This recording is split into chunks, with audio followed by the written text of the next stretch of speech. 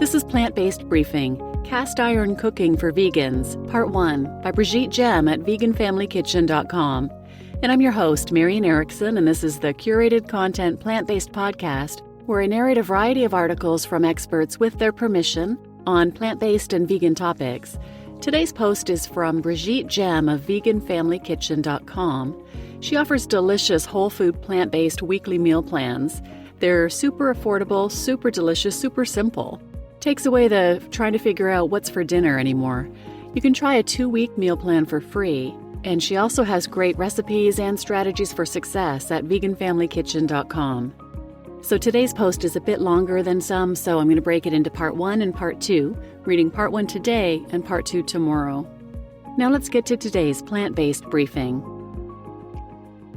Cast Iron Cooking for Vegans, Part 1, by Brigitte Gemme at veganfamilykitchen.com. Is cast iron cooking a good choice for vegans? After all, the much-touted capacity of cast iron to sear steaks is moot for plant-based eaters. Compassionate cooks may even be repelled by the meat-centric marketing campaigns for this heavy kitchen gear. Yet I recently noticed that despite entirely shunning animal products from my kitchen for over 4 years, I've now fully transitioned to cast iron cooking. Indeed, I only use cast iron skillets of various sizes, 8 inches, 10 inches, and a wok, plus enameled cast iron pots, one medium and one larger, for stews and soups. I do own 3 stainless steel pots, but it's strictly for steaming vegetables, cooking grains, and simmering the occasional mega batch of spaghetti sauce, if I'm hosting a large group. In this post, I will tell you what I think about cast iron cooking for vegans, the benefits and their flip sides, the best way to buy them, and some tips to care for your gear responsibly. Benefits of cooking in cast iron for vegans and their flip sides. Non-stick skillets are just gross. Much a fuss has been made of the toxicity or lack thereof of non-stick coatings such as Teflon.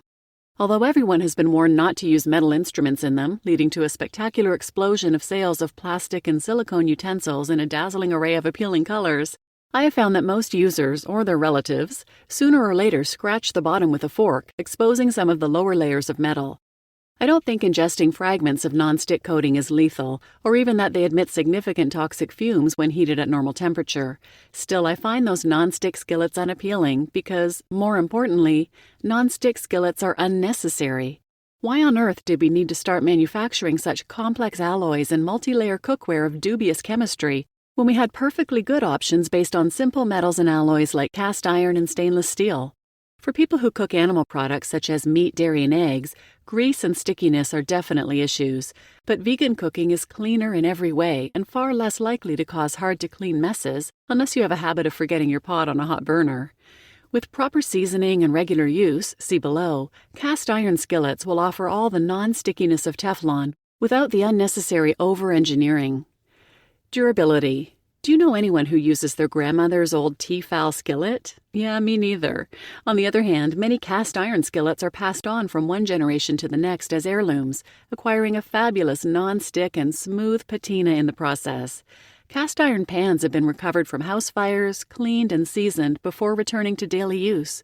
They are practically impossible to warp, and will provide you with decades or centuries, if humans make it that much longer, of happy vegan cooking. Not that anyone would do that, but they can even be recycled into new metal objects. Ease of cleaning. The beauty of cast iron cooking for vegans is that cleanup is far less fastidious than it is for meat, cheese, and egg eaters. Assuming your skillet is properly seasoned, which isn't hard, cleaning it will be a breeze. This is perhaps the main reason why I prefer cast iron to stainless steel pans. The latter can be much harder to clean if you get distracted from your hot skillet action for more than a few minutes. Energy efficiency. Cast iron skillets may need a bit of warm-up time, but once they're hot, they're hot. Contrary to popular wisdom, however, it does not heat evenly, so getting them going 20 minutes ahead of time is critical when making pancakes. For most uses, 5 to 10 minutes suffice. Travels from the stovetop to the oven. As long as your cast iron skillet or pot does not have a wooden handle, it will seamlessly move from the stovetop to the oven and back. I use this feature a lot when making lazy risottos, curries, and other stews, all of which can be started on the stovetop, then covered and simmered in the oven. It allows me to cook other things on the burners, great for meal prep sessions. In wintertime, I may place the pots outside to cool, but keep in mind I live in the Pacific Northwest, where temperatures rarely fall below freezing. I do not recommend transferring your prized vintage Creuset from the oven to a snowbank to cool. Use your judgment and basic knowledge of physics, please. Safely using metal utensils. I refuse to use plastic utensils for cooking. They get discolored and stained, they melt, and they don't look trustworthy. Silicone ones are possibly better, but there are so many different kinds for me to keep track of which ones are truly suitable for high heat use. Wooden spoons are wholesome, but when it comes to flipping pancakes or tofu cubes, there's nothing like a super thin metal spatula. This alone for me was a significant reason to buy a cast iron griddle for Saturday pancakes.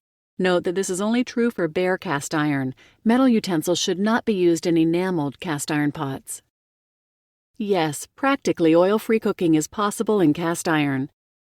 I am personally not concerned about using very small amounts of oil in our cooking, but I know people who try to be as oil-free as can be. I would say cast iron is a good choice for them because the only oil that is absolutely required for cooking in cast iron is at the time of seasoning. Once polymerized into that non-stick coat on top of the cast iron itself, the oil is unlikely to leach into your food, and if it does, it will be in minute amounts. You can then use a little water or broth to cook, and remember to deglaze your pan when you are done. See below. Note that some oil-free cooking experts suggest cooking in enameled cast iron pans. That is not an option I personally consider because you can't use metal utensils in enameled cast iron. Extra iron. You should not count on cast iron cooking to help you solve anemia or severe iron deficiency. The seasoning layer, the coat of polymerized oil that makes the skillets non-stick, for the most part prevents iron from leaching into your food. However, cast iron skillets and stainless steel will release small amounts of iron into your food, especially if you cook acidic foods in them like tomatoes or fruit sauces. There might be some health benefits involved. No need to worry about the toxic potential of iron either. Unless you simmer them for over 30 minutes, the amount of iron released will be undetectable to the taste, and also safe for you. If you are not ready for cast iron cooking, or if you consume too few dietary sources of iron, consider cooking with a lucky iron fish, which should help a little bit. Again, this is not a benefit offered by enameled cast iron cookware. You just listened to Cast Iron Cooking for Vegans, Part 1, by Brigitte Gemme at veganfamilykitchen.com. And I'm your host, Marian Erickson. Thanks for listening.